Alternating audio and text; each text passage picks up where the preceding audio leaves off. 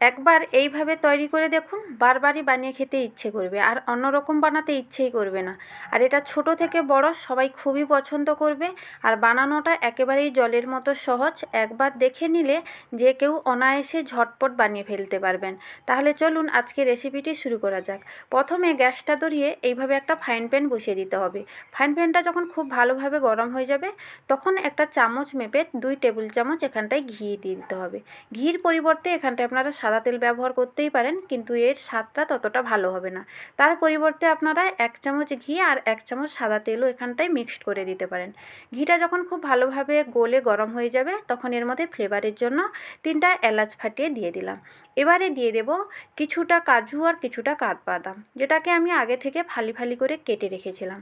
এবারে এর মধ্যে দিয়ে দেব কিছুটা ফ্রেশ নারকেল কোড়া। এখন কিন্তু দোকানেও নারকেল কোড়া পাওয়া যায়, সেটাও কিন্তু আপনারা এখানটায় ব্যবহার করতে পারেন। এবারে খুব ভালোভাবে কিন্তু ঘিয়ের সঙ্গে মিশিয়ে নেব।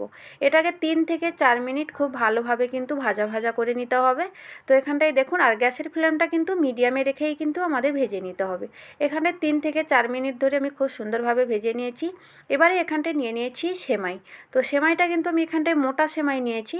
আর এখানটায় কিন্তু সরু সেমাই ব্যবহার করা যাবে না, কারণ এই ঝরঝরে বা জর্দা সেমাইটার জন্য এইভাবে একটু মোটা সেমাই দরকার। যেটা লাচ্ছা বানানো হয় ওই সেমাই তো একবারেই চলবে না। তাছাড়া আপনারা যে কোনো সেমাই কিন্তু নিতে পারেন। তো এখানটা একটা বাটি মাপ করে আমি নিয়ে নিচ্ছি। আপনারাও এইরকম একটা মাপ করে নেবেন, তাহলে পরের উপকরণ দিতে আপনাদের খুব সুবিধা হবে।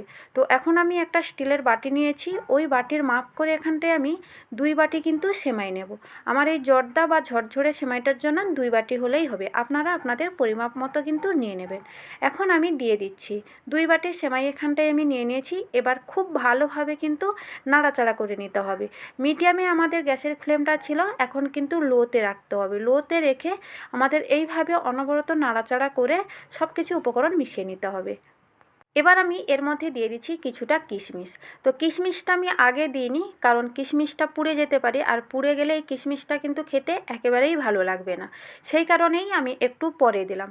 আপনারাও কিন্তু পদ্ধতি আর উপকরণ যদি সেম রাখেন তাহলে খুব সহজে এরকম জর্দা বা ঝরঝরে সেমাইটা কিন্তু বানিয়ে ফেলতে পারবেন। তো এখানটায় আমার ভাজা হয়ে গেছে। দেখুন, আপনারা বুঝতে পারবেন ভাজতে ভাজতে যখন এইরকম একটু লালচে হয়ে যাবে তখন আপনাদের ভাজা হয়ে যাবে। আমার এখানটায় ভাজতে 7 থেকে 8 মিনিট সময় লেগেছে, আপনাদের কম বেশিও হতে পারে। তো এখানটায় এবারে আমি দিয়ে দেব চিনি। তো চিনিটা আমি যেই বাটির মাপ করে উপকরণগুলো নিয়েছিলাম ওই বাটির মাপ করে কিন্তু চিনিটা নিচ্ছি। আপনারা কিন্তু আপনাদের মিষ্টি অনুযায়ী চিনিটা ব্যবহার করবেন। আমি পুরো বাটি ভর্তি করে চিনি নিইনি, তো বাটি ভর্তি হতে অনেকটাই বাকি ছিল, তো আমি সেইভাবেই চিনিটা নিয়েছি। আপনারা কিন্তু মিষ্টি অনুযায়ী চিনিটা ব্যবহার করবেন। এবারে চিনিটার সঙ্গে খুব ভালোভাবে কিন্তু আমি সবগুলো উপকরণ মিশিয়ে নিয়েছি। এবারে দিয়ে দেবো আমি এখানটায় লিকুইড দুধ। আপনাদের হাতের কাছে যদি লিকুইড দুধ না থাকে সেক্ষেত্রে গুঁড়ো দুধকে জলে গুলেও এখানটায় ব্যবহার করা যাবে। তো আমি এখানটায় 1 বাটি দুধ নিয়েছি, তো 1 বাটি কিন্তু আমি পুরো দুধটা এখানটায় দেবো না। প্রথমে আমি হাফ বাটি এখানটায় দুধ দিয়ে দেব।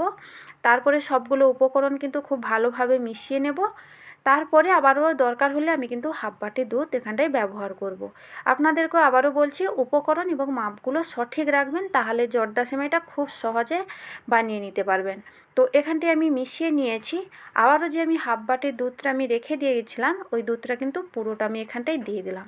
আমি যেই বাটির মাপ করে সবগুলো উপকরণ নিয়েছি ওই বাটিটার মাপ করেই কিন্তু আমি 1 বাটি এখানটায় দুধ দিলাম। তো আমার এখানটায় 2 বাটি সেমাইতে 1 বাটি দুধ আমি কিন্তু দিয়েছি। তো এখন খুব ভালোভাবে কিন্তু আমি মিশিয়ে নেব। আর একটু স্বাদ মতো 1 চিমটির মতো আমি এখানটায় লবণ দিয়ে দিলাম। এবারে খুব ভালোভাবে কিন্তু মিশিয়ে নিতে হবে। তো এখানটায় দেখুন খুব ভালোভাবে কিন্তু আমি সবগুলো উপকরণ মিশিয়ে নিয়েছি। 1 মিনিটের মতো লাগবে এখানটায় মেশাতে। এবারে আমি ঢাকনা দিয়ে 3 মিনিটের জন্য অপেক্ষা করব। 3 মিনিট পরে আপনাদেরকে আমি খুলে দেখাচ্ছি। দেখুন চিনিটা গলে হালকা জল ছেড়ে দিয়েছে, আর অর্ধেকের মতো কিন্তু সেমাইটা খুব ভালোভাবে সেদ্ধ হয়ে গেছে। মানে 50%-এর মতো সেদ্ধ হয়ে গেছে আর 50%-এর মতো বাকি আছে। ভালো করে নাড়াচাড়া করে আবারও আমাদের 3 মিনিটের মতো ঢাকনা দিয়ে অপেক্ষা করতে হবে। সেদ্ধ করতে টোটাল আমাদের 6 মিনিট সময় লাগবে। গ্যাসের ফ্লেমটা কিন্তু মিডিয়াম টু লোতে রেখে আমাদের এই সেমাইটাকে রান্না করতে হবে। 3 মিনিট পরে আপনাদেরকে আমি দেখাচ্ছি। দেখুন জলটা কিন্তু পুরোটাই শুকনো হয়ে গেছে, এর মধ্যে কিন্তু কোনো রকম জল নেই। এবারে খুন্তির সাহায্যে খুব আলতো হাতে আমাদের এইভাবে নাড়াচাড়া করতে হবে। আর এই সময় কিন্তু সেমাইটা খুব নরম থাকে, তো খুব হালকা হাতে আমাদের নাড়াচাড়া করে নিতে হবে। আর সেমাইটা দেখুন একেবারেই কিন্তু গোটা গোটা আছে, একটাও কিন্তু ভেঙে যায়নি। আর এই সেমাইটা কিন্তু যত ঠান্ডা হবে তত ঝরঝরে হবে। আর এখন থেকেই কিন্তু ঝরঝরে হওয়া শুরু হয়ে গেছে। তো এখন গ্যাসের ফ্লেমটা কিন্তু একেবারে বন্ধ করে দিতে হবে। আর এইভাবে নাড়াচাড়া করে আমাদের ঠান্ডা করতে রেখে দিতে হবে 10 মিনিটের মতো। তো ঠান্ডার জন্য আমি এখানে খুব ভালোভাবে মিশিয়ে নিয়েছি আর ওপর নিচও করে নিয়েছি। ঠান্ডার জন্য এখন আমি 10 থেকে 15 মিনিট রেখে দেব। তো 10 থেকে 15 মিনিট পরে আপনাদের সঙ্গে আমি শেয়ার করছি। তো দেখুন এখানটায় খুব ভালোভাবে কিন্তু ঝরঝরে হয়ে গেছে। বলেছিলাম যত ঠান্ডা হবে তত ঝরঝরে হতে কিন্তু শুরু করবে।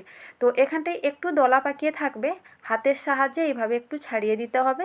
তাহলে দেখবেন খুব আরও ঝরঝরে এবং সুন্দর লাগবে দেখতে। আর ছাড়ানোর সময় কিন্তু খুব আলতো হাতে করবেন, দেখবেন এইভাবে গোটা গোটা থাকবে, একটাও ভেঙে যাবে না। তো এখানটায় আমি কিন্তু ছাড়িয়ে নিয়েছি সবগুলো। আর কতটা ঝরঝরে হয়েছে সেটা আপনারা দেখেই বুঝতে পারছেন, আপনাদেরকে বলার কিছু নেই।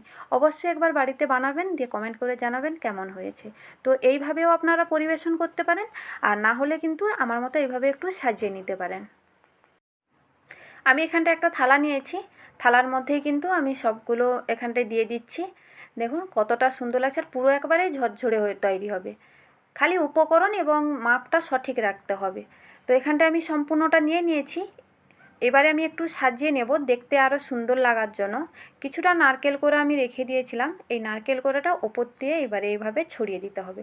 তাতে দেখতেও সুন্দর লাগবে আর খেতেও কিন্তু খুবই সুন্দর লাগবে। ছোট থেকে বড় সবাই কিন্তু তৃপ্তি করে খাবে, আর সবাই কিন্তু বাহবা দিতে বাধ্য হবে যে বাহ, খুব সুন্দর করে এই ঝরঝরে সেমাইটা তৈরি করেছো। তো যাই হোক, আপনারা দেখেই বলুন যে কেমন হয়েছে। তো সবাই ভালো থাকবেন, সুস্থ থাকবেন, দেখা হবে আবারও এরকম একটা নতুন রেসিপিতে। আর এতক্ষণ ধৈর্য সহকারে আমার এই রেসিপিটি দেখার জন্য সবাইকে অসংখ্য ধন্যবাদ।